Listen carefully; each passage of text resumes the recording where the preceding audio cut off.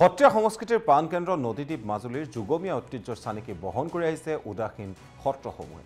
ওৰেতো জীৱন দুজনা গুৰুৰ সৃষ্টিৰাজ এক জগতমুখী কৰাৰ প্ৰয়াসত ওৰেতো জীৱন উৎসৰ্গিত কৰা এইসকল ভক্তৰ বৈষ্ণৱৰ আত্মাস্বৰূপ সত্ৰসমূহলৈ এতিয়া নামি আহিছে ঘোৰ সংকট। মাজুলীৰ ঐতিহ্যমণ্ডিত শ্ৰী শ্ৰী ভোগপুৰ সত্ৰ, নতুন কমলাবাৰী সত্ৰকে ধৰি উদাসীন পৰম্পৰাৰ সত্ৰানুষ্ঠানলৈ নামি অহা এনে দুৰ্যোগে বৈষ্ণৱসকলক চিন্তিত কৰি তুলিছে। আৰু এই সন্দৰ্ভত এক প্ৰতিবেদন আমাৰ সতীৰ্থ ৰজনীকান্ত বৰদলৈৰ এক প্ৰতিবেদন আছে। সেই প্ৰতিবেদন আপোনালোকলৈ আগবঢ়াই আজিৰ জিলাৰ খবৰৰ পৰা মই দেৱপ্ৰতিমে বিদায় মাগিছোঁ। আৰু আপোনাৰ অঞ্চলৰ স্থানীয় বা বাতৰিৰ বাবে সদায় ৩ বজাত চাই থাকিব জিলাৰ খবৰ। বৈষ্ণৱ সংস্কৃতিৰ পীঠস্থান দুজনা গুৰুৰ মহামিলনৰ ক্ষেত্ৰ মাজুলীৰ ঐতিহ্যমণ্ডিত উদাসীন সত্ৰৰ পৰম্পৰালৈ নামি আহিছে মহাসংকট। আতৈ মই আপোনাৰ ওচৰলৈকে আহিব বিচাৰিছোঁ।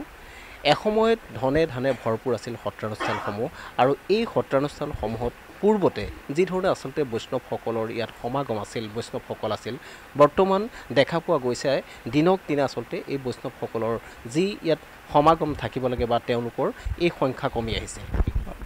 সেই বিষয়ে হ'ল কিন্তু এতিয়া কোনোবা দুজন গৈছে, দুজন আনিছোঁ বা এজন আনিছোঁ, এতিয়া আনিবলৈ গাঁৱত ল'ৰা নাপাওঁ।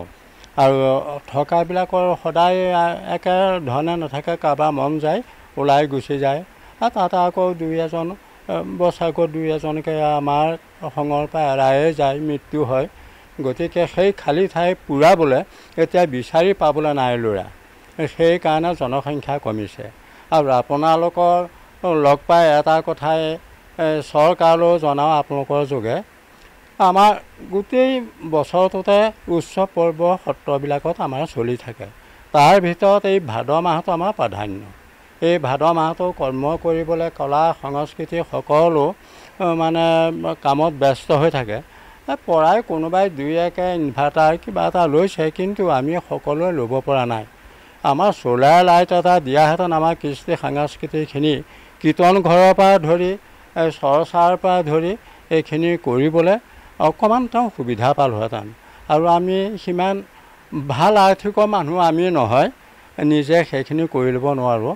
সেইকাৰণে অকণমান অনুৰোধ কৰিছোঁ, কেনেবাকৈ চ'লাৰ লাইটটো যদি সত্ৰখনৰ বৈষ্ণৱসকলৰ বহা আৰু কৃষ্টি সাংস্কৃতিক য'ত ৰিহাৰ্চল কৰে বা প্ৰদৰ্শন কৰে সেইবিলাকত দিলে আমি নথৈ সন্তোষ পাওঁ। গীত মাত ভতিমা নিতৌ শ্ৰদ্ধ প্ৰসংগ কৰি এইসকল ভকত বৈষ্ণৱে আচলতে যি ধৰণে তেওঁলোকে এক এই কৃষ্টি ধৰি ৰাখিছে, সেই পৰম্পৰাৰ প্ৰতিও যেন এক সংকট নামি অহা পৰিলক্ষিত হৈছে। মই আপোনাৰ ওচৰলৈকে আহিব বিচাৰিছোঁ।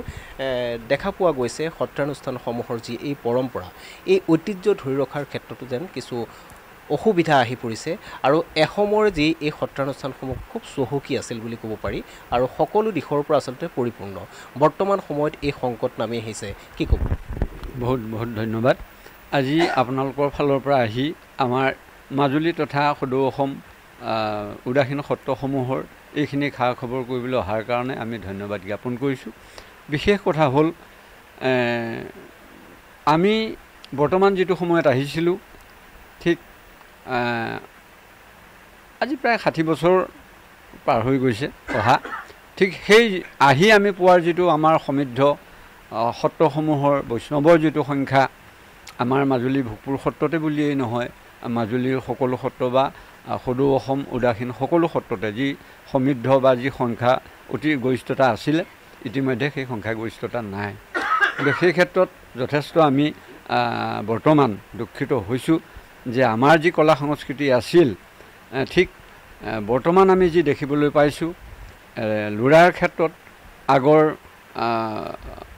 আমাৰ গৃহস্থ মানুহসকলে সত্ৰৰ প্ৰতি যি ভক্তিভাৱে ল'ৰা আগবঢ়াইছিলে বা আছিলোঁ, ঠিক পৰিয়ালত 4জন 5জন 3জন পৰ্যন্ত আছিল, কিন্তু বৰ্তমান সেই সংখ্যা নাই। আজিকালি খুব বেছি দুটাই সংখ্যা, ল'ৰা ছোৱালী প্ৰত্যেক পৰিয়ালত 2জনেই হয়। তাৰ ভিতৰত কোনে নিজে ৰাখিব বা সত্ৰলৈ দিব, সেই ক্ষেত্ৰত তেখেতসকলো চিন্তিত হৈছে। আমিতো বিশেষভাৱে চিন্তিত হৈছোঁ যে এনেদৰে এই উদাসীন সত্ৰসমূহ